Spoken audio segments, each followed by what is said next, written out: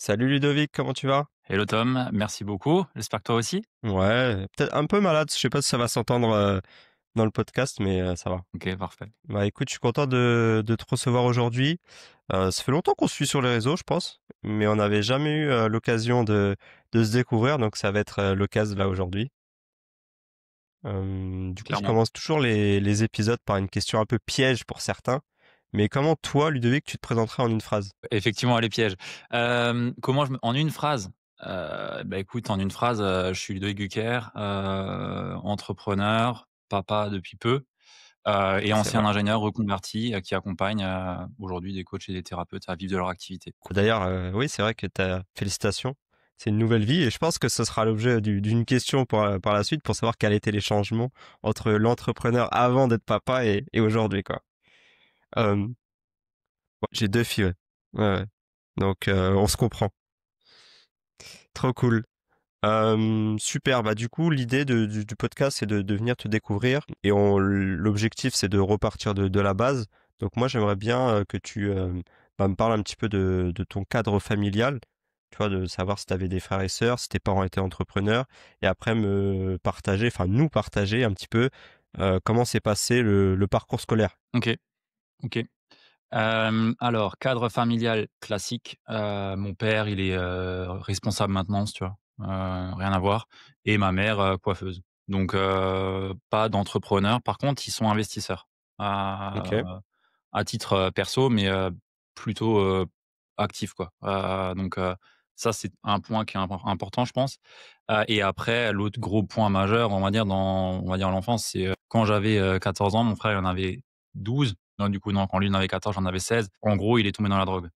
Aujourd'hui encore, il est encore dedans. En tout cas, il essaie de s'en sortir, mais bon, c'est une galère, voilà, c'est compliqué. Donc disons qu'à partir du moment où, c'est parti un petit peu, on va dire, en couille à ce niveau-là, bah, ça a un peu chamboulé toute ma vie, tu vois? Je crois, j'avais 19 ans, je me suis fait réveiller par les je sais pas, tu les appelles comment là, ceux qui viennent toquer à la porte à 6 heures du mat pour défoncer la maison et force de l'ordre, allez. ouais, voilà, les gendarmes, mais ceux avec le chien là, bref, enfin, tu compris. Hmm. Donc ouais, assez chamboulé et assez challengeant quand même, parce que du coup, ça fout un peu la famille, dans la merde. Enfin, forcément, il y a des tensions, forcément, tu toute la famille qui est touchée, t'as tout le monde qui enfin, les grands-parents, tout le monde, enfin, ça détruit, tu vois? Ça détruit vraiment et je parle pas de fumer un job, quoi. C'était, enfin, c'est voilà, c'est au-delà de ça, quoi. Ah, Ouais, ouais, ouais, je pense pas qu'on va rentrer dans le détail. ouais, c'est pas la peine. Euh, Ça marche, ok. Bah, surpris du coup de ça. Comment toi, en tant que frère, du coup grand frère, t'as vécu ça, sachant que bah t'as un rôle aussi entre guillemets d'exemple quand on a, tu vois, moi je suis le second et j'ai toujours pris mon grand frère comme exemple. Comment toi tu l'as perçu tout ça? Le problème, c'est que c'est tellement difficile, de sortir de ces trucs-là que t'as beau faire ce que tu veux, en fait, t'as l'impression que c'est peine perdue, tu vois? Hmm. Donc moi, comment j'ai essayé de m'en sortir, c'est et de donner l'exemple, c'est en fait, bah, justement, tu pas le droit d'échouer quoi que ce soit, en gros. C'est un peu cette posture que j'ai, et aujourd'hui encore, tu vois? Tu t'es mis toi-même la pression ou Ouais, plus le parent? non, moi. Non, Ok. mes parents, ils avaient enfin, en fait, j'ai pas envie de dire qu'ils s'en foutaient de moi, c'est pas du tout le cas, mais par contre, enfin, c'est bon, Ludo, ça tourne. Ludo, il fait ses études, Ludo, il fait, tout en alternance. Je suis tout de suite, dès que j'avais, 15 ans, je suis parti travailler, tu vois? Mhm. Ensuite, j'ai fait mes études, alternance, BTS, licence, master, pour faire ingénieur. Mais je me suis mis entre guillemets l'étiquette de, «Tu dois être l'exemple pour la famille», tu vois? Parce que, Ok. bah, je veux inspirer mon frère à se bouger, même si ça suffit pas malheureusement. Et je peux pas être une plaie, enfin, j'ai pas envie de dire que c'est une plaie à mon frère parce que c'est un peu dur, mais j'ai pas envie d'être, un «boulet en plus» entre guillemets, avec qui ramène des problèmes alors qu'il y en a déjà assez, tu vois? Ok, je vois. Ça marche. Au-delà de ça, on va essayer de changer rapidement de sujet. À l'école, toi, comment t'étais? Est-ce que t'étais premier de la classe ou t'étais quelqu'un un peu renfermé qui osait pas parler? C'était quoi un petit peu ta relation avec l'école? J'étais jamais premier, mais j'étais toujours, je talonnais. Le compétiteur qui cherche à être Ok. devant, quoi. Et j'étais plus en posture à faire le con, mais en même temps, bah, quand je rentrais le soir, j'avais pas trop envie de travailler, tu vois? Donc je travaillais à fond à l'école et le soir, je faisais plus rien. en gros. Ouais, t'as des facilités et puis Ouais, t'arrivais à t'en sortir assez facilement, quoi. ouais, ouais, ouais. Ok. Donc tu dis après derrière que tu fais quoi comme bac? STI 2D, ça s'appelait? Technique. Technologie ou Ouais, technique, là, je sais plus quoi. sciences technologiques, industrielles et éco-responsables, je sais pas quoi, Ok. Et développement durable. ça avait déjà ça à l'époque? Le Ok. 2D, c'était ça, développement durable. Ok. Et t'avais déjà dans ton esprit l'idée de devenir ingénieur ou c'était... Non, plus que ça. Je savais que je voulais être dans la partie technique, ingénierie. Maintenant, ingénieur ou pas, ça m'était plutôt égal et du coup, je m'étais orienté vers, conception, donc en bureau d'études et en fait, bon, ça me faisait un peu chier de dessiner, des pièces, et pas avoir de contact humain au final. Donc après, je suis allé vers une licence en qualité, donc opérationnel, production, tu vois? Donc là, c'est avec les Ok. opérateurs, tu vois ce qui marche pas, comment améliorer la qualité et ainsi de suite. De là, après, je suis allé vers un master génie industriel où j'ai fait, du coup, une spécialité en lean manufacturing. Donc tout ce Ok. qui est, amélioration continue, tout ce qui est, le kaizen et ainsi de suite, quoi. D'où le nom après, quoi. Exact. Ok. Ça me fait penser, t'as dû travailler du coup avec les logiciels, attends, c'était quoi à l'époque? Katia, non? Ouais, Truc de, ouais. Katia, SolidWorks, Creo, PTC, Mhm. ouais, ouais. Ça marche. Parce que moi, du coup, j'étais dans le côté achat et je travaillais avec bah, la CAO, etc. Et du coup, je voyais tous les modèles graphiques. Donc, ouais, ça me parle. Ça me rappelle des petits souvenirs, tout ça. Ouais, c'est Ok, exactement ça. ça marche. Du coup, tu t'orientes là-dessus, t'as ton master. Qu'est-ce qui se passe derrière? Est-ce que tu arrives à trouver un taf direct? Est-ce que tu galères? Il se passe quoi? Et on est en quelle année, juste pour resituer aussi? Alors les années, je suis pas très bon. Je crois j'ai fini en 2020, je crois, ou 2019, je sais plus. En fait, ouais, j'ai facilement un travail, parce qu'en fait, j'ai tout fait en alternance. J'ai fait, 3 ans, enfin 2 ans dans une boîte et après je suis allé 3 ans, chez Siemens et en fait, ouais, ils m'ont pris direct parce que je vais pas me jeter de fleurs, mais j'étais pas mauvais donc ils m'ont pris direct. Oui, et puis si tu as été formé là-bas, Ouais, généralement, c'est aussi un tremplin pour derrière être embauché, hein. ouais et j'avais un très gros projet, qui était pas terminé. Donc en fait, c'était un peu, soit, vous me lâchez et OK, bah, vous avez quelqu'un d'autre sur le projet, mais j'ai tout entre guillemets, dans les Mhm. mains, soit, on continue et puis, j'en fais d'autres derrière quoi. Donc, il y avait aussi ça. Et toi, est-ce que tu penses que, enfin, qu'est-ce que ça t'a apporté l'alternance d'ailleurs par rapport à ça? Je suis curieux parce que moi aussi j'ai fait de l'alternance et je pourrais donner mon avis après si ça intéresse, mais j'aimerais bien avoir ton feedback justement par rapport à ça. Pour moi, ça m'a fait gagner une décennie, tu vois? Ok. Franchement, enfin, du coup, toi, tu as aussi fait de l'alternance, mais je pense que tu as vu la différence entre ceux qui étaient à l'école et ceux qui étaient alternants. En tout cas, Mhm. en licence master, on avait les cours avec les gens normaux, le parcours normal, tu vois? Ah franchement, ils étaient à la masse, hein, par rapport à nous. Enfin, on était beaucoup plus matures, on comprenait 10 fois plus vite, enfin, il y a quand même un travail, qui est plus avancé quand tu fais de l'alternance et qui est ultra formateur. Moi, j'avais toujours des bons tuteurs, par chance, et des bonnes boîtes, tu vois? J'étais chez Ager, chez Siemens, enfin, c'est limite, c'est un diplôme à part, limite, d'avoir ça sur le CV, tu vois? Mhm. Hem, donc ça m'a vraiment enfin, c'était un accélérateur pour moi, vraiment, et toi? Ouais, ouais, je suis d'accord avec toi aussi, hein. Moi, j'ai démarré aussi l'alternance. Déjà, à la base, parce que j'avais pas été pris dans le cursus classique. Et en fait, ça a été méga formateur. Moi, je suis quelqu'un de base très introverti, qui parle pas trop, machin chouette. Et le fait d'être confronté au monde de l'entreprise, bah en fait, j'ai pas eu le choix. Les gens, ils me traitaient comme si j'étais un salarié normal, tu vois. Donc, avec les avantages et puis les inconvénients. Et c'est vrai que bah ça m'a permis de avoir plus confiance en moi, de prendre des décisions plus rapidement. Et effectivement, il y avait un écart entre ceux qui étaient en alternance et ceux qui étaient en formation classique, quoi. Ouais, clairement. Et comme toi, moi, j'ai pu être embauché derrière l'alternance. Ouais, bah, oui. Je pense que si j'avais pas fait d'alternance, je serais resté plus longtemps dans le salariat, tu vois? Heu, Mmh. mais le fait que, bah, j'ai commencé à 15 ans à bosser, des jobs, serveur au restaurant, des trucs à côté, tu vois? En fait, tu vas plus vite comprendre que la rat race, c'est peut-être pas ton truc. Alors que si j'avais commencé à travailler à je sais pas quel âge, à 23 ans je crois ou 24 quand tu sors d'études, bah, j'aurais peut-être, fait mes 10 ans, normal et je me suis rendu compte après. Sauf que j'aurais peut-être déjà eu un enfant, déjà eu un crédit encore plus, enfin plein de merde qui m'aurait peut-être un peu plus retenu, tu vois? Ouais, bien sûr. Après, c'est pas les mêmes contraintes et tes décisions attendent plus que de toi, quoi. Ouais. Mmh. Ok. Donc, t'as ce master, t'es embauché. Euh, Comment on va dire, la nouvelle vie en tant que salarié se passe et en gros, c'est quoi un petit peu ton parcours, salarial? Ouais. Bah, ça se passe bien. Maintenant, je me heurte vite à, la limite de ce que tu peux faire dans une entreprise. C'est-à-dire, les syndicats, machin, enfin, quand tu es sur la partie production, mettre du changement en place, c'est compliqué, tu vite Parce que limité. toi, tu es cadre et les gens, bah, ils sont non cadres aussi, c'est ça Ouais, c'est généralement? ça, Les c'est gens ça. qui travaillent à la chaîne dans le truc production, donc ouais, Ouais, c'est pas les mêmes, conditions. exact et du coup, moi, je devais mettre en place une nouvelle ligne de production, tu vois? Donc, en remplacer une pour une nouvelle. Autant dire que, ouais, tu leur dis, «Bah, ce que je te mets en place, ça va te permettre de débiter 2 fois plus». Eux, ils voient juste, il y a plus de travail, enfin bref, même si c'est pas Mmh. forcément vrai, mais bon, tu sais, le changement, ils aiment pas forcément. Donc, c'était un peu compliqué à ce niveau-là. Et en fait, tu te rends compte que, bah, tu es limité parce que, la direction veut pas faire de bruit, veut pas que les syndicats se révoltent, qu'il y ait pas de guerre en prod. Enfin, tu peux pas trop faire grand-chose, quoi, au final. Et du coup, bah, je me suis vite un peu fait chier, on va dire. Ça m'a vite, lassé. Bah, par hasard, j'ai postulé à un autre poste en Allemagne. J'habite en Alsace, donc l'Allemagne, c'est à côté. Postule à un poste en Allemagne, je me dis: «Jamais de la vie ils me prennent». C'était un truc, hyper haut placé, prendront pas. Postule, putain, ils m'ont pris. Merde. Ils m'ont pris. Donc, du coup, après, je suis parti en Allemagne et là, pour le coup, c'était vraiment plus rien à voir avec la production. C'était que de la stratégie, plus globale, sur, une business unit, mais toujours d'un côté industriel, mais stratégique. Ouais.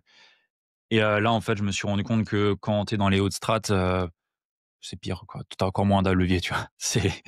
C'est du politiquement correct. Tu fais du au reporting, à n'en plus finir. Ouais, c'est compliqué et tous mes collègues, c'était des directeurs d'usine ou plus haut et en fait, je me suis dit: «Jamais de la vie je me vois à leur place» et le la prochaine étape, c'était ça, en fait.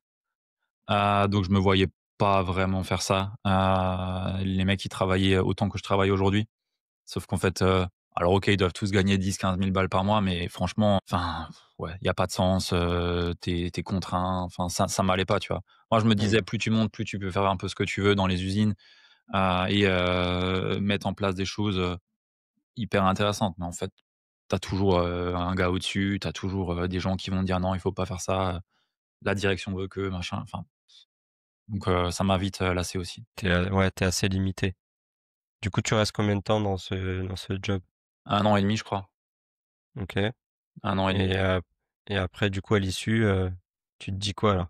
En Tu peux plus gros, rester comme ça? ouais, en gros, je m'étais dit: «Soit, j'arrête tout de suite, le métier d'ingénieur et je me lance à mon compte, soit je postule dans ce truc-là et bah, je vais aller voir le step plus loin et potentiellement ça va me plaire».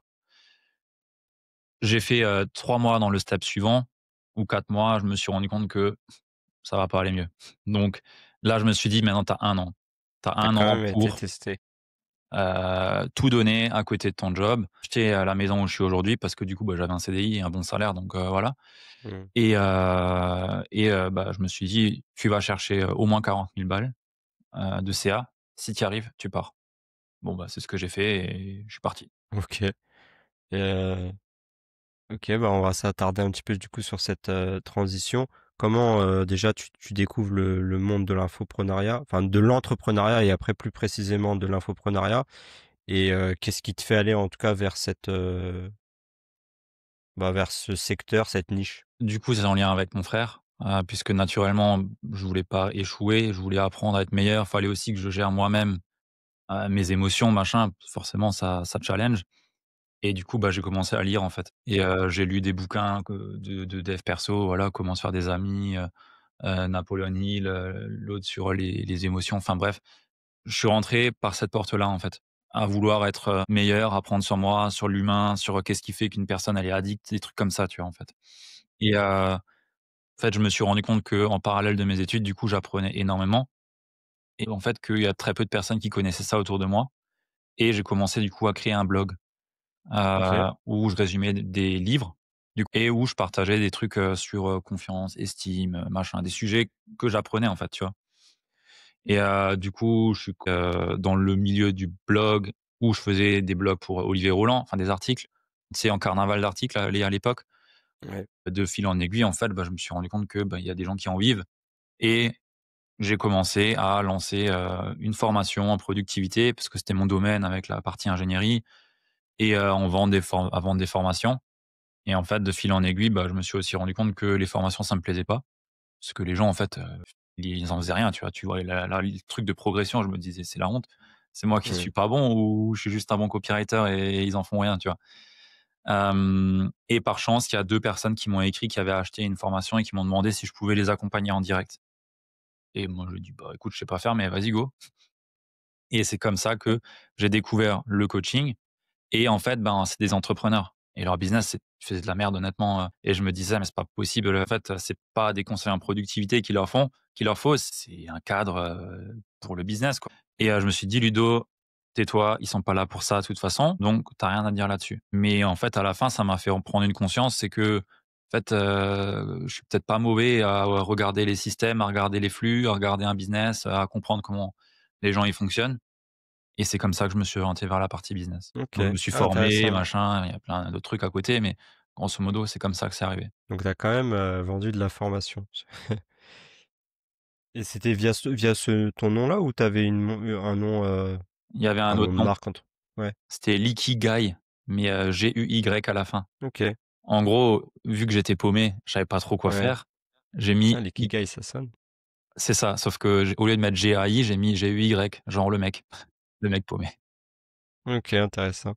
Ah, mais c'est bien déjà, tu as pu faire tes armes, dans l'infopreneuriat, dans la vente de formation, tester aussi comme tu as dit, bah, des techniques marketing et autres. Te rendre compte parce que ça, c'est beaucoup le fantasme des gens de se dire: «Bah, je vends de la formation et puis c'est un revenu passif» et en fait après derrière, tu peux aller en vacances, à droite à gauche. Parce que la réalité est quand même, autre. Donc je pense que d'avoir testé les 2, je trouve que c'est pas mal justement dans la, perception et aussi le fait de comprendre, en fait, que oui, tu as beau vendre de la formation, ça reste de l'information et que derrière tu peux être frustré comme tu l'as dit, hein, les gens ne vont pas jusqu'au bout. Que cette frustration peut mener à se dire: «Bah, en fait, tu pas légitime» et ça peut après enclencher plein d'autres trucs. Donc c'est bien que tu aies vu ça et que te dire: «Bah, je vais créer mon propre chemin et heu et créer entre guillemets ta propre méthode». Ouais, ouais, clairement, ouais. Donc tu fais tes armes avec ces 2 personnes et après concrètement, il se passe quoi après? Hem, alors, il se passe quoi? De mémoire, une fois que j'ai accompagné ces 2 personnes, bah, en fait, je me suis, renseigné sur, la partie accompagnement. Du coup, bah, en fait, dans la boîte où j'étais, c'est bien, tu as plein de formations. Donc en fait, j'ai pris des formations, dans la boîte, sur tout ce qui était, coaching, PNL, j'ai pris tout ce que je pouvais là-bas. Et en parallèle, j'avais pris une formation en copywriting, et marketing digital, pour, bah, améliorer mes compétences et une fois que j'avais fait ces éléments enfin, une fois que j'avais pris tout ça, bah, en fait, je me suis lancé à vendre, du coup, de l'accompagnement. C'était en janvier, il y a 3 ans et demi, je crois. J'ai cherché, les premiers clients et le premier client que j'avais, c'était justement la personne que j'avais sur la partie, productivité, où je lui ai dit: «Écoute, heu, j'y suis allé au culot, voilà, j'ai vu ça, ça, ça, ça sur ton business, ça va pas. Est-ce que, tu serais ouverte à ce qu'on voit comment je peux t'aider à développer Mmh. l'activité?» Et elle a dit oui et c'était mon premier accompagnement à 1 800. Voilà. Trop bien. Tu as réussi du coup à vendre, entre guillemets «autant» pour la première fois, Ouais, c'est quand même bien ouais. Bah, et après, je t'étais voyais, le prix que ça vaut et ce que moi j'apportais, tu vois? Enfin, ouais. voilà, le Ouais, mais dans ROI, ta tête, tu avais déjà la perception de valeur, le prix il est correct, tu vois? Il y en a beaucoup qui se dévalorisent, quand ils démarrent donc toi tu as réussi déjà à passer le cap donc c'est bien. ouais, c'est vrai. Mais là-dessus, je pense qu'il y a un point aussi important et c'est pas toi qui diras le contraire, je pense, vu, ce que tu fais. C'est je pense que quand tu commences par te former au copywriting, tu as quand même une longueur d'avance, je trouve, sur, la partie business. Compréhension de ce que les gens veulent, de comment mettre en avant ce que tu fais. Enfin, moi, je trouve que ça m'a vraiment beaucoup aidé et je pense que c'est un des points clés aussi qui m'a fait aller plus vite, sur la partie, accompagnement, à bien me pricer, à bien marketer l'offre et ainsi de suite, tu vois? Ouais. C'est sûr que le copy ça permet de comprendre l'autre avant de soi-même et c'est vrai que, bah, au début de l'infoprenariat, c'était que du jeu et très, caractéristique, on va dire et après il y a eu le move de passer à la transformation, à parler à son prospect, le fameux, principe, WeFilm là, je crois que c'est Stan qui en avait parlé, What is it for me là, je sais plus quoi. Pas de signer. Et en fait, c'est vrai que, bah, ça a changé beaucoup de choses et effectivement, quand tu changes c'est le même message mais dit différemment, bah, tu te dis: «Mince, c'est la même offre mais dit, autrement, bim, ça fait vente, quoi».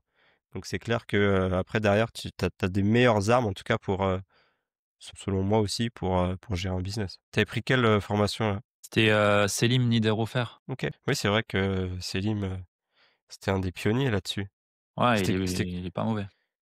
il est pas mauvais, mais il viendra bientôt là, sur le podcast aussi. J'aime bien Selim, on se voit de temps en temps. Big up à lui. OK, du coup, premier coaching à 1 800, enfin accompagnement. Hem, à l'époque donc tu as joué de ton réseau, on va dire. Derrière, voilà, comment tu mets en place, on va dire, ta stratégie et quels ont été finalement tes premiers résultats? Parce que parfois on peut se dire: «Bah, j'ai eu un premier résultat, c'est un coup de chance». Voilà, comment ça se passe les mois d'après? Si tu t'en rappelles? Ouais, je me rappelle. Ça remonte du coup. Ça remonte un peu, mais les mois qui ont suivi, en fait, c'était des mois en dents de scie, hein, clairement. En tout et pour tout, j'avais signé 20 clients. L'offre, elle était à 1 008 pour la première, après elle était à 2 200. Donc du coup, ouais, 18 clients, enfin bref, à peu près. Ça faisait 43 000 € en tout, encaissés. Mais grosso modo, comment je m'y suis pris, c'est, création de contenu, sur Insta, mais pas du tout à outrance. J'avais fait 13 posts sur l'année, pour chercher mes résultats, tu vois? Donc, en fait, j'étais surtout sur une stratégie, on va dire autorité avec, un podcast, comme tu le fais là, interview. Hem et entre les podcasts, interviews, je faisais un épisode solo. Donc le lundi, c'était interview, le jeudi, c'était solo ou l'inverse, je sais plus. OK, Et ça m'a beaucoup aidé parce qu'en parallèle du coup de ce podcast, j'avais la partie, sur Insta où, j'avais, bah, du coup très peu de posts, mais des posts très ciblés sur la douleur, de la cible et qui en fait, bah, faisaient juste prendre conscience à la personne que: «Putain, il me parle en fait». Et du coup, bah, les invités que j'avais, ils me ramenaient du trafic sur Insta, parce qu'ils repartageaient machin. Les gens, ils arrivaient sur mon compte, je partageais que en story quasiment. Du coup, c'est là que je faisais le plus de conversions et après il y avait des éléments de réassurance sur la partie, feed, on va dire, du compte Insta et ensuite c'était DM, call et voilà. ouais. Comme quoi, il y a pas besoin d'avoir des tunnels complexes, pour Non, vendre. Que ce non soit le cas franchement, en 2022 ou même en 2025. surtout, à ces niveaux-là, tu vois? Mmh. Enfin, je trouve que quand tu veux faire tes premiers ers 4 000-5 000 € mensuels et avoir une vérification que ton offre, elle marche vraiment, franchement, mettre un tunnel, tu connais même pas le wording, tu sais même pas exactement les objections parce que tu as jamais eu, de personne au call. Enfin, je trouve que c'est compliqué, et en plus de ça, si tu es pas bon en copie, je suis désolé, les pages de vente, elles sont à chier, tu vois? Mmh. Et il y a quand même besoin de monter en compétences et pour ça, je trouve que le faire à la main comme j'ai pu le faire, certes, c'est plus chiant, mais tu as pas le volume de toute façon pour un tunnel. Donc voilà. Oui, c'est pour que tu passes 6 mois à construire un tunnel et qu'il y ait au final, 10 personnes qui rentrent, chaque mois, ça te donne pas assez de données pour dire si ça marche ou pas, quoi. Non, clairement pas, clairement pas. Donc tu commences là-dessus, c'est cool. Comment toi derrière tu te développes? C'est quoi, on va dire les succès que tu as pu avoir, bah, pendant ces 3 années? Et il me semble qu'aujourd'hui, bah, tu as, une équipe. Donc voilà, comment ça s'est créé au fur et à mesure? Bah, du coup, j'ai quitté mon taf et ensuite, j'avais, une personne que je connais qui m'avait proposé, de lancer un business avec lui et je me suis dit: «Bah, écoute, vas-y go». Sauf qu'en fait, c'était juste, moi qui n'assumait pas de lancer un business, plus gros que moi, seul et je me suis dit: «Vas-y go». Bon, ça a tenu 3 mois et en fait, on n'était OK. plus alignés sur la vision et c'était trop compliqué. Donc j'ai perdu 3 mois là-dessus et ensuite je me suis dit: «Maintenant, tu te bouges le cul et tu le fais toi-même». Donc j'ai lancé à ce moment-là Kaizen Impact, il y a 2 ans pile poil, en SASU et j'ai cherché du coup 20 000 € de trésor. Donc j'ai fait, sur un mois, j'ai charbonné. Là, j'ai pris tous mes anciens prospects, tous les anciens leads et j'ai cherché toutes les personnes que je pouvais accompagner. Ça m'a fait de la trésor. J'ai pu, avec cette trésor, investir, dans un accompagnement et j'ai pu, aussi recruter une personne qui pouvait m'aider sur la partie, structuration, délégation et livraison, et j'ai pu investir un peu en ads pour commencer à lancer un VSL funnel. Ouais. Donc ça, c'est comme ça que j'ai commencé Career Impact et ensuite, bah, les succès, Je sais pas ce que c'est vraiment des succès. À ton échelle, bah, quels ont été les steps qui t'ont dit: «Punaise, là, je passe un cap, j'ai dépassé, j'en sais rien, les 100 clients, Ah ouais. j'ai dépensé tant et ça me rapporte tant», tu vois? Des petites en fait, parce que pourquoi je te demande ça? C'est parce qu'on est trop la tête dans le guidon dans notre business. En plus, je pense que toi, tu dois être très analytique aussi, à regarder des chiffres et parfois, il peut nous manquer ce côté émotionnel de se dire: «Viens, on célèbre des petites victoires», tu vois? Ouais, c'est Et c'est pas pour faux. ça que je t'ai posé la question de savoir un peu, voilà, quelles étaient tes petites victoires, même si elle peut être, banale pour certaines, mais voilà, l'idée de se te dire: «Bah, quand même, on on part d'un endroit où je connaissais pas l'entrepreneuriat, j'étais ingénieur, et aujourd'hui j'accompagne des coachs et thérapeutes. Je peux me féliciter d'avoir accompli telle ou telle ou telle chose». Bah, franchement, je pense le premier du succès, c'est, quand tu as tes premières ventes qui tombent sans que ça soit toi. OK. Ça, je pense que c'est un gros achievement. Genre, voilà, tu as ton tunnel qui marche, tu as le closer qui du coup close. Ça, c'est tu te dis: «Putain, là, j'ai une machine qui commencer à tourner», tu vois? Ouais. Ça, c'est un succès, j'ai envie de dire. Heu et après, Heu, 1er meeting, d'équipe, en présentiel, ça aussi c'est un succès et le prochain là, il est le 20 octobre, là j'ai trop hâte. On va être, 8 ensemble là, ça va être trop bien. Mais ça c'est un succès aussi, parce que du coup tu vois, bah, que tu rassembles des gens autour d'une mission commune, autour de valeurs communes pour servir tes clients. Et après, bah, d'autres succès, c'est les clients qui changent de vie, des clients qui, partent de, «Je galère avec, mes séances à 60 € à, putain, j'ai un client qui m'a dit oui à 3 000 € pour mon accompagnement et en plus de ça, j'en ai d'autres Mmh. derrière. Ça, je trouve que c'est aussi de très beau succès, ou des mamans solo qui partent de nada, 2 gamins en bas âge, qui galèrent et qui, se font confiance et qui arrivent derrière à chercher, bah, leurs résultats et à déménager et à avoir, la vie qu'ils veulent. Ça aussi, c'est du gros succès. Il y a plusieurs points, que j'aimerais, aborder par rapport à ça et notamment, je pense la niche. Bon, c'est une niche ultra concurrentielle, on va pas se mentir. Ça existe depuis, je sais pas, j'ai l'impression que depuis que je suis dans l'entrepreneuriat, en tout cas, le monde du coaching, et des thérapeutes, ça existe. Il y a eu des gros succès aussi de d'autres concurrents. Comment toi tu l'as perçu et comment tu arrives finalement toi à te différencier pour que les gens disent: «Bah, je vais chez, Kaizen Impact et pas chez, untel»? Ouais. C'est clair que, mon marché, c'est la Champions League. Champions League, mais tu as quand même des équipes de bas étage qui arrivent à concurrencer un certain temps, mais après, se font éliminer, quoi. Ouais, ouais, c'est pas Tu te faux. demandes, pourquoi elles sont là, quoi. Ouais. Hem, Ce qui fait, la diff, pour moi, c'est l'approche, tu vois? Il y a beaucoup de personnes sur le marché effectivement, mais si je prends mes 2 gros concurrents, il y en a un parce qu'il est marketeur et il a choisi cette niche, voilà. Donc en fait, il y a pas vraiment de lien, tu vois? Sur, pourquoi est-ce qu'il fait ce qu'il fait. Ben, mon parcours, il est quand même assez aligné sur, ce que j'amène, entre addiction, enfin, il y a quand même un sens, tu vois? Et ça, je pense que ça joue aussi beaucoup. Et après, c'est la méthode, tu vois? Alignement, mindset et business. Ça parle beaucoup à ma cible et elle est pas là au hasard. C'est parce que j'y crois vraiment et que, tu beau dire, tu mets, la stratégie, VSL ou la stratégie, avec un Wabi ou, funnel Insta et ça va marcher. Moi, j'y crois pas, tu vois? J'y crois pas. Donc en fait, le travail de base sur la personne, il fait sens pour les gens et c'est ce qui derrière fait que, ils ont beaucoup plus de facilité à vendre leur offre alors qu'avant ils osaient même pas parler d'un prix, tu vois? Et c'est ce que les gens vont viennent chercher du coup. Et après l'autre point qui à mon sens est hyper important, c'est, bah, en fait la façon dont on a structuré l'accompagnement qui est un no-brainer, tu vois? OK. On et c'est ce qui me fait chier derrière, c'est qu'on n'a pas un seul prospect au téléphone qui nous dit pas: «Putain, votre offre, elle est incroyable, j'aurais dû vous voir avant». Ça, c'est du coup ma responsabilité de faire en sorte qu'on soit devant les autres pour qu'on nous Mmh. ait vus avant. Il y a une question de budget aussi, mais je pense que c'est ce qui fait vraiment la diff, tu vois? OK.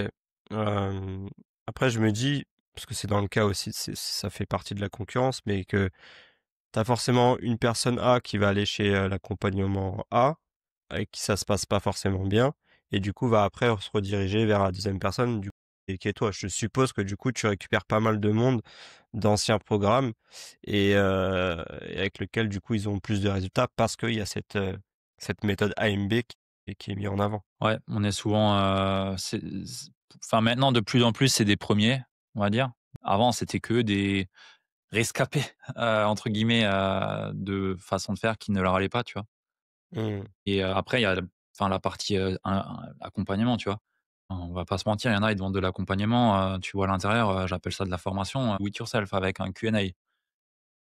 Donc voilà, je pense que aussi, voilà, pas s'attarder dessus, mais il y a aussi à boire et à manger sur le marché, quoi. Encore une fois, c'est ce qui fait aussi que tu arrives à te différencier des autres, quoi. Après, c'était intéressant parce que tu as dit l'autre, c'est un marketeur et en même temps, c'est ce qui, lui permet d'avoir de la visibilité. Je pense qu'on sait de qui on parle.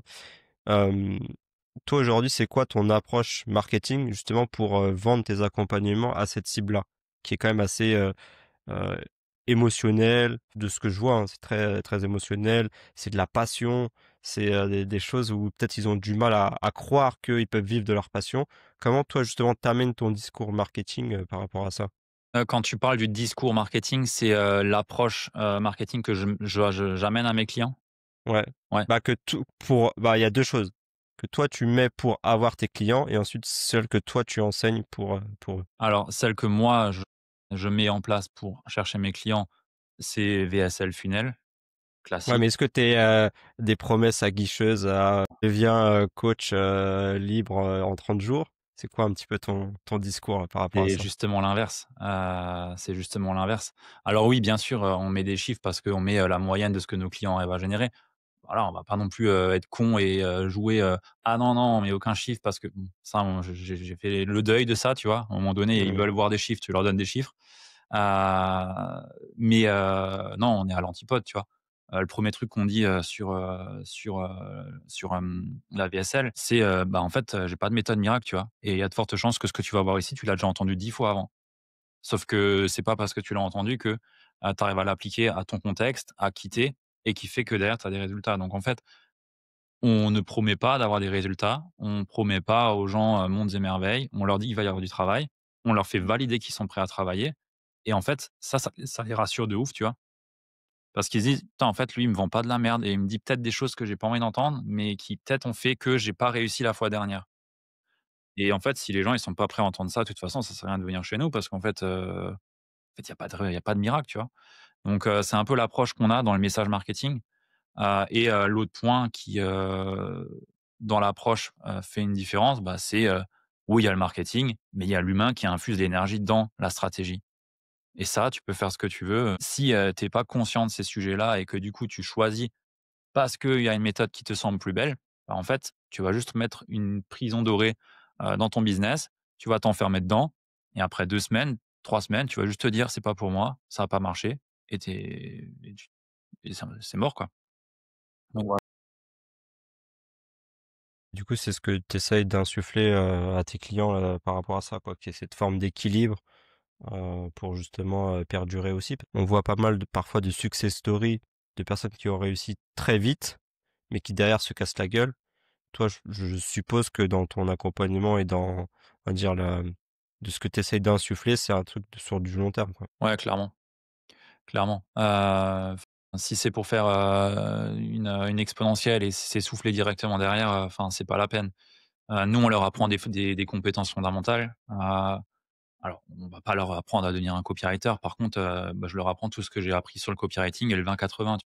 Mmh. C'est la base, pour moi. On doit créer du contenu. C'est pas une question. Aujourd'hui, on doit avoir une présence, si tu veux développer en ligne, en tout cas. Donc, il y a besoin de monter en compétence sur le copywriting. Il y a besoin de monter en compétence sur la partie sales. Comment est-ce qu'on fait pour poser les bonnes questions? Comment est-ce qu'on fait pour amener une personne à, avoir une pression interne et non externe? Tout plein de sujets qui, pour moi, sont fondamentaux quand tu es entrepreneur et en fait, c'est aussi ce qu'on leur amène, tu vois? C'est OK, tu es coach, tu es thérapeute, mais avant tout, en fait, tu es entrepreneur et ton métier, c'est, d'utiliser des outils de coaching et de thérapie. Donc tes outils, c'est bien, on va t'aider à structurer l'accompagnement avec un narratif de l'expérience client, vraiment structurer correctement les choses pour qu'il y ait une vraie méthode, des piliers et qu'elle ait de la certitude dans ce qu'elle fait et après, on base la stratégie de communication sur ces piliers-là pour éduquer, éveiller le prospect, amener la confiance, conscience et ce qu'il faut pour qu'elle ait la certitude qu'elle veut travailler avec toi. Mmh. Mais avant ça, il y a aussi, la partie entrepreneuriale, quoi. Et ça, bah, c'est les compétences en marketing, sales, et personnelles aussi, sur comment Ouais, ce que moi je j'allais me dire, c'est régule. p mmh. Ça peut, oui, et certains peuvent avoir cette posture plus rapidement que d'autres et forcément ont des résultats aussi plus rapides. Ouais, clairement, c'est clair. Mmh. Donc ça, OK. c'est l'approche, que j'ai sur mes prospects qui du coup, bah, me différencie un peu de la masse où, bah, les promesses elles sont là. Ah, ça fonctionne encore puisqu'ils sont toujours là, mais effectivement après c'est derrière, le customer care et factuellement les résultats que les autres obtiennent, quoi. Ouais, clairement. C'est ce qui fait débat encore une fois dans le marketing. C'est ça. Après si tu as les promesses et que c'est bien livré derrière, pourquoi pas, tu vois? La fin justifie les moyens. Si c'est pas le cas, c'est compliqué, quoi. OK. Moi, ce qui m'intéresse du coup là, c'est, bah, finalement ton switch entre, je démarre l'entrepreneuriat seul et aujourd'hui tu as dit que tu étais 8 si je dis pas de bêtises. Hem, Comment toi tu as réussi justement à faire ce switch-là et de se dire que l'entreprise du coup ne dépend pas exclusivement de toi et de te, comment on va dire? Délester et déléguer surtout parce que je pense que c'est assez difficile au début de déléguer. Donc comment tu as vécu ça toi? En fait, il y a 2 points, ça dépend quel pôle, tu vois? Sur la partie livraison, bon, j'étais assez chiant sur le recrutement parce que je voulais que ça soit, vraiment des personnes, enfin, fallait que ça soit parfait, quoi. Sur la partie livraison, s'il y a un point où je sais que c'est pas bien livré, je limite je dors pas, tu vois? Je ne supporte pas qu'on me dise qu'il y a quelque chose qui va pas, chez un client particulièrement. Donc là-dessus, j'étais très chiant, mais la partie ingénieur et production m'a donné quand même pas mal d'avance, et d'avantages, on va dire. Dans le sens où, bah, en fait, mon taf, c'était de mettre en place une ligne de prod, mais surtout des process pour que ça marche. Du coup, bah, j'ai tout de suite eu cette approche process, détaillée au max, ce qu'il faut faire, comment il faut le faire, heu et en fait, bah, du coup, sur la partie, délégation, on va dire, une fois que j'ai la bonne personne, disons que j'ai ce réflexe process, je filme tout ce que je fais tout le temps pour vraiment, avoir le plus de support à apporter aux équipes pour qu'ils puissent faire comme on le souhaite, la tâche qui est demandée, tu vois? Pour la partie sales, là, c'était plus compliqué, parce que pour le coup, bah, en fait, la boîte, elle tient sur, ce qu'ils font. Mmh. Donc Bien là, pour sûr, le ouais. coup, c'était plus chaud à recruter, déléguer et pour te dire, en 2 ans, ça là, on commence seulement à avoir, enfin des sales qui tiennent la route, tu vois? Depuis, 2 mois. Ouais, donc il y a eu un turnover, mais après Ah c'est de ouf, normal aussi. ouais. Mais disons que j'ai jamais vraiment eu de mal à lâcher et à déléguer, parce qu'en fait, je sais que c'est par là que ça doit passer, quoi. Enfin, tu peux pas il y a un moment donné où tu peux pas vouloir, faire, 100 cas par mois et continuer à être au four et au moulin, c'est pas possible. Mmh. Pour ça aussi que quand j'ai commencé à être en SASU, bah, le premier truc que j'ai fait, c'est je suis allé chercher de la trésor et j'ai recruté quelqu'un, tu vois? OK. Ouais, bah, c'est bien que tu aies eu, en fait, dès le début, cette intelligence-là aussi, tu vois?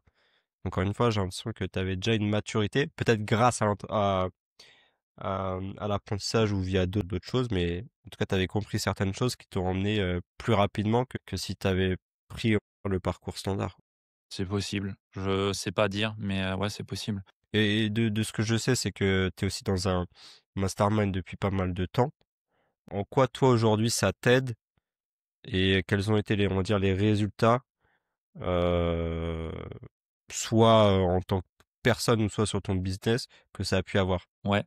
Mastermind, j'avais fait, US et là, je suis, en France, chez Gérald. Hem, alors sur la partie US, ça a été, game changer sur, ma capacité à m'autoriser à tout donner, tu vois? Ils ont un état d'esprit que enfin, ça m'a vraiment fait, shifter des croyances où je me suis dit: «Putain, mais je suis vraiment petit, quoi». Mmh. Hem et sur la partie marketing aussi, ils sont très, très, très, très chauds. Donc ça m'a vraiment aidé à ce niveau-là, donc sur des compétences, sur la partie US et sur la partie état d'esprit.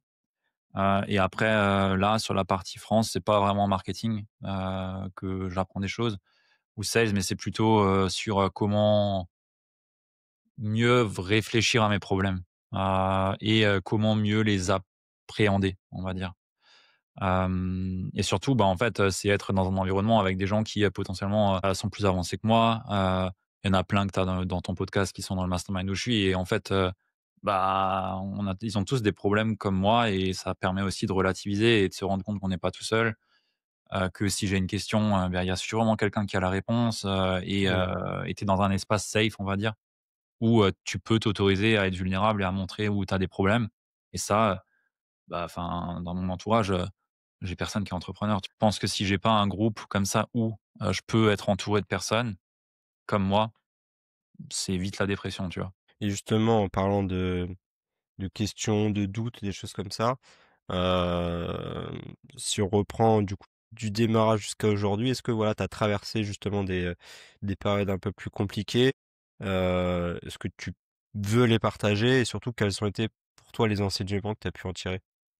Ouais, il y en a eu plein, hein, il y en a eu plein. Il y a des moments où, 1 mois où, enfin, tu sais le chiffre d'affaires, c'est montagne russe encore, hein, chez moi. Mmh. C'est pas encore, stable. Ça oscille entre, du 20 et 40 000, tu vois?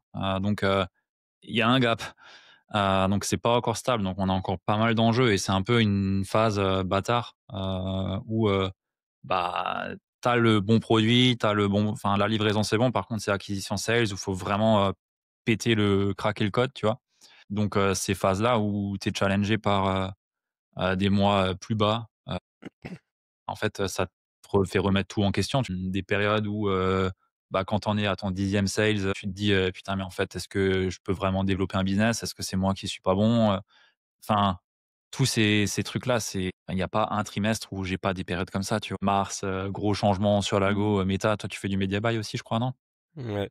Bon, je pense que tu as aussi, pu apercevoir quelques switch, cette année sur, la façon dont les ads sont faites, enfin, dont on les gère plutôt. Bon, bah, ça a été un gros chamboulement, sur notre compte, tu vois? Pareil, quand tu as plus de leads qui rentrent, tu commences à stresser un peu, quoi.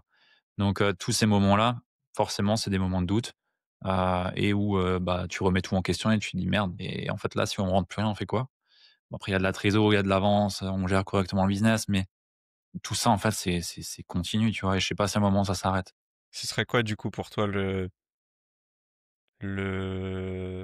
l'entreprise idéale? Ou en tout cas où tu te sentirais, serein et tu te dirais: «Bah voilà, j'ai plus rien à faire». Ce serait peut-être chiant, tu vois? Certains veulent toujours de la du dynamique, des rebondissements, peut-être que toi tu as envie d'autre chose. Ce serait quoi, ouais, pour toi du coup ça? Alors moi, l'idéal, on n'est pas loin, tu vois? Sachant que, excuse-moi je te coupe, on a un facteur nouveau du coup qui est apparu il y a quelques mois, qui est, le fait que tu sois devenu papa et donc ça a pu changer aussi ta vision entre quand j'ai démarré, tu avais une vision, entre guillemets «individuelle» même si tu étais en couple, alors que là aujourd'hui tu as une vision qui a sûrement évolué. Donc voilà, est-ce que tu peux me partager tout ça? Bah, du coup, l'idéal, en vrai on n'est pas loin de l'idéal sur le planning, on va dire, tu vois? Sur la gestion du temps. Grosso modo, le lundi, c'est full, meeting et livraison. Et après le reste, je suis quasiment, voilà, un podcast avec toi ici et mes podcasts à moi et 2-3 rendez-vous et ça va. Donc en fait, je suis assez libre quand même. Par contre, l'idéal, ça serait quand même d'avoir plus de stabilité sur, la partie, acquise et que, on ait le plateau à 50 en bas et en haut à 100, tu vois? Entre 50 et 100. Là, je pense qu'on sera un peu mieux, en termes de stabilité, de gestion émotionnelle de mon côté, tu vois? Mmh. Pour moi, ça serait ça l'idéal, pour justement avoir plus de temps aussi avec le petit. Bon, là, en ce moment, il joue pas encore à 2 mois, donc tu peux pas non plus, passer ta journée avec lui. Mais à un moment donné, il va grandir et j'ai pas envie d'être à bosser sur l'ordi, parce que, il y a une merde sur je ne sais quoi, enfin, c'est pas trop, en tout cas, pour l'instant, mon goal, c'est pas d'aller chercher, le 4-5 millions parce que je veux pas avoir la taille d'équipe pour l'instant à gérer à ce niveau-là et les emmerdes qui vont avec. Je pense que le business, 50-100 K pour voir plusieurs potes à ce niveau-là, je pense que c'est pas mal quand c'est bien structuré. Ça tourne bien, ça me fait Et que un tu as la volume. marge qui va avec, ouais. Mmh. Les gens, idéalisent encore une fois le chiffre d'affaires, je préférerais Ouais. rappeler que c'est la marge qu'il y a derrière, quoi. Ouais, ouais, le chiffre d'affaires, on s'en fout, c'est le résultat derrière qui importe.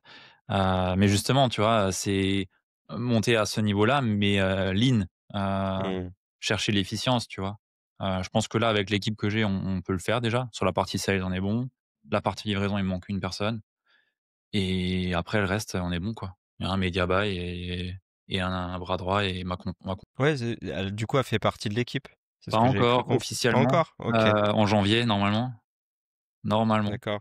faut qu'on acte ça encore, mais ouais. Ça fera peut-être partie aussi d'une réussite de pouvoir Ah travailler ouais, grave. avec sa conjointe. Ah ouais, ça c'est le goal.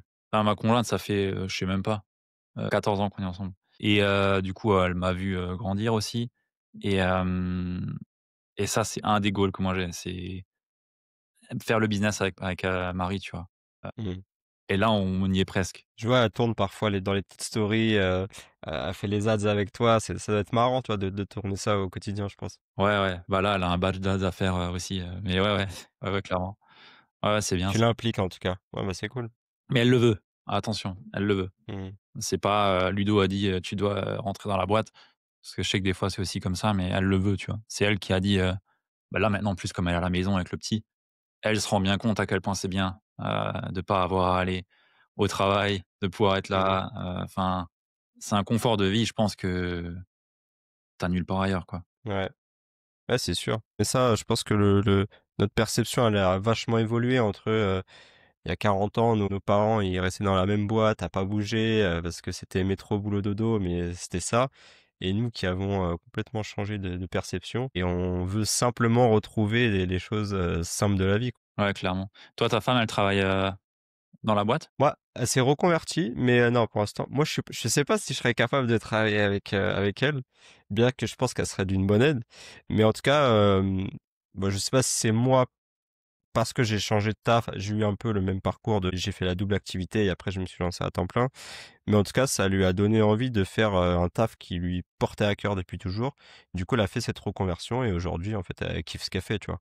Et ça, bah, ça fait plaisir aussi. Bah, ouais, clairement. Alors elle est pas dans la notion d'entrepreneuriat pour le moment, mais en tout cas, elle est allée sur ce vers quoi elle aimait et c'est ce qu'il y a de mieux. Mmh. Ouais, clairement. Donc ça permet d'ouvrir pas mal de branches et d'ouverture d'esprit dans notre entourage, puisque comme tu as dit, toi, tu étais tout seul, moi aussi de mon côté et en vrai, mine de rien, ça peut flatter un petit peu l'ego et de se dire que, bah, finalement, nous, à notre échelle, notre petite échelle, on arrive aussi à impacter, des personnes de notre entourage, quoi. Ouais, ouais, bah, en fait, tu leur donnes, tu donnes l'inspiration de le faire aussi, quoi. Mmh. Ouais, c'est clair. Du coup, est-ce que toi, tu penses qu'aujourd'hui, hem, mmh, tu «réussi» entre guillemets, hem, bon, la question elle est un peu naze, mais par rapport à ce que tu idéalisais quand tu étais petit et le statut d'aujourd'hui, est-ce que tu es à des années-lumière de ce que tu pensais ou est-ce que quand même tu es là où tu dois être? Après, j'ai toujours ce truc où, c'est pas assez, tu vois? Tu es d'accord? Réussi, non, on est loin de ce que je peux faire. Non, est-ce que je m'attendais à être là? Bah, en vrai, non. Si je suis honnête, à la base, c'était ingénieur et directeur Mmh. d'usine, tu vois? Donc, il y a quand même un peu un gap, mais je suis quand même content du chemin, tu vois? Ça a pris du temps, mais Et encore, tu dis du temps, ça fait ouais, que 3 ans que tu as lancé la ouais, c'est boîte, vrai, hein. ouais. Généralement les boîtes au bout de 3 ans, elles crament, quoi. Ouais, ouais, c'est pas faux. C'est pas faux. Donc en vrai, je suis pas mécontent, mais je suis pas non plus, incroyable et je le serai jamais, en fait. Ça se voit que tu es un interne insatisfait de toute façon. C'est aussi ce qui fait que je vais chercher toujours, le truc en plus, tu vois? Mmh mh. Et qui fait que ça avance, tu vois? Non, mais c'est clair, c'est clair. Bon, bah, c'est cool. Est-ce que pour toi, là, si tu avais des 2-3 conseils à partager sur, à la fois par rapport à ton parcours ou, des compétences que tu as pu, acquérir, pour une personne qui démarrerait en tant qu'entrepreneur, peu importe, qu'est-ce que tu pourrais du coup lui conseiller? Mais c'est très vaste, mais au moins c'est par rapport du coup à ton expérience. Franchement, le focus, c'est la clé et ça, quand tu démarres et quand tu vas plus loin, encore plus, et essayer d'avoir, multi-activités en se disant, plus j'ai de casquettes ou de verticales, plus, j'ai de stabilité ou de sécurité, c'est un leurre. Voilà, donc choisis, un axe sur lequel, tu as envie d'œuvrer et qui ait fait sens avec ta vie et ton parcours et je pense que tu seras dessus pendant toute ta vie. Donc ça, c'est le premier conseil. Deuxième conseil, c'est, apprends des compétences fondamentales. Va pas chercher à prendre un accompagnement Instagram. Enfin, sorry pour ceux qui vendent ça, mais ça sert à rien, tu vois? Dans 6 mois, c'est obsolète. Va chercher des compétences clés comme le copywriting, la vente, le positionnement, stratégie de marque, des trucs, peut-être Intemporel, quoi. chiants à entendre, mais qui en fait, restent, la base de la psychologie humaine. et qui te permet de créer n'importe quelle entreprise, tu vois? Demain, je pense que je veux relancer un business, j'ai aucun problème à aller, là où je suis en 6 mois, tu vois? À cause de Mmh. ces compétences clés, tu vois? Donc ça pour moi, c'est un point et puis le troisième point, c'est que, à chercher l'alignement, tu le trouveras, mais tu seras jamais 100 aligné. Il y a toujours des moments où tu es désaxé parce que tu t'es perdu sur le chemin et puis tu reviens dessus et en fait, ça aussi toujours, tu vois? Et je pense qu'il y a surtout une question de borne haute, borne basse, entre, ce que tu veux chercher et tu oscilleras toujours, entre les 2 et ça fait partie du chemin. Mmh. Trop cool. Bah, merci. Je finis toujours l'épisode par des petites questions en vrac. L'idée, c'est que tu puisses répondre, de manière, ouais, entre guillemets «intuitive», mais sans justification, mais c'est pour qu'on apprenne un petit peu plus à te connaître. Vas-y. Hem, Si tu prends un petit déj, tu plutôt salé ou sucré? Ton film ou ta série préférée? Billions, c'est une série. Mer ou montagne? Montagne, Matin ou soir? Préfères, lire un livre ou écouter un podcast? Thé ou café? café, Quand tu veux te détendre, sport ou canapé? Tu préfères travailler dans le silence ou avec de la musique? musique, T'es plutôt organisé ou freestyle? les 2. Freestyle organisé. Et 1 million cash maintenant ou 10 000 € par mois à vie? 10 000 € à vie. OK, bah, écoute, on est sur la fin. Trop bien. Hem, je suis content d'avoir pu échanger avec toi parce que du coup, j'ai appris en fait tout au long de l'épisode moi, ton parcours. Donc super inspirant. Hem, je termine toujours par demander en fait, si tu as un dernier message à faire passer, soit, quelque chose sur lequel tu aimerais rebondir ou, un dernier truc dont on n'a pas abordé et qui te tient à cœur. C'est ton espace. Tu peux tout réussir, mais ça prendra toujours plus de temps que ce que tu penses. Tu développes ou tu restes comme ça? Je développe parce qu'en gros, on peut quasiment tous réussir à faire tout ce qu'on veut. Quand tu vois, toi, tu es parti de ton job, à faire ce que tu fais, moi aussi et des exemples, on en a à l'appel. Mmh, On est tous capables de faire des grandes choses, même si quand on est au démarrage, bah, en fait, déjà, on ne sait pas où on veut aller. Mais au-delà de ça, on se dit: «Bah, en fait, ça, c'est facile et ça va aller vite». Sauf que la réalité, c'est que c'est pas le cas et que justement, cette question de haut, bas, fait que on n'arrive pas toujours à trouver ce qu'on veut et exactement la bonne façon de faire et ça prendra toujours plus de temps, du coup, que ce qu'on pensait vraiment.